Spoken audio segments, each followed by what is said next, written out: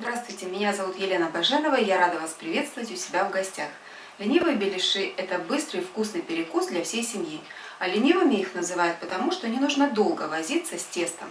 Для рецепта мы возьмем мясной фарш – это мясо, перекрученное с луком и чесноком. Дальше кефир, муку, соду, сахар, соль. Берем большую миску и выливаем сюда кефир. Если кефир у вас комнатной температуры, то можно дальше сразу же приступать к приготовлению теста. А так как у меня кефир сразу с холодильника, я его немножечко подогрею до комнатной температуры, где-то до 38, ну не комнатная температура, чуть-чуть больше, да, до 38 где-то градусов. Главное кефир не перегреть, чтобы он не свернулся. Теперь добавляем в одинаковых пропорциях соду, соль и сахар.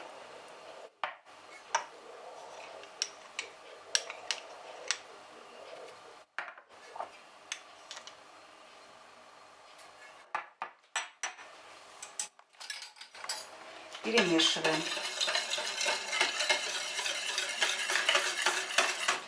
И начинаем просеивать через сито муку и замешивать тесто. У нас тесто должно получиться как на оладьи, то есть густая сметана.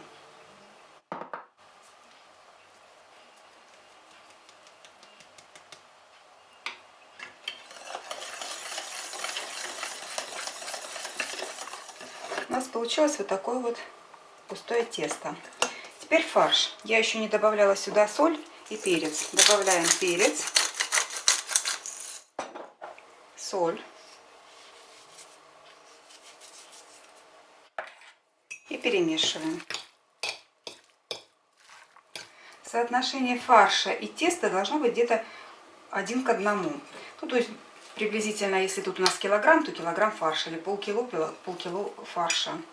Так, пересыпаем фарш, почему-то называются ленивые еще. Присыпаем фарш в тесто и все перемешиваем. То есть у нас получится оладьи с припеком. Обжариваем ленивые беляши на разогретом растительном масле.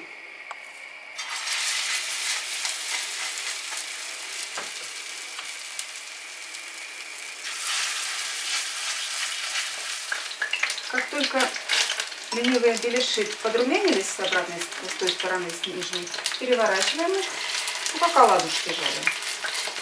Все просто. Ленивые беляши получаются румяные, сытные, их очень много.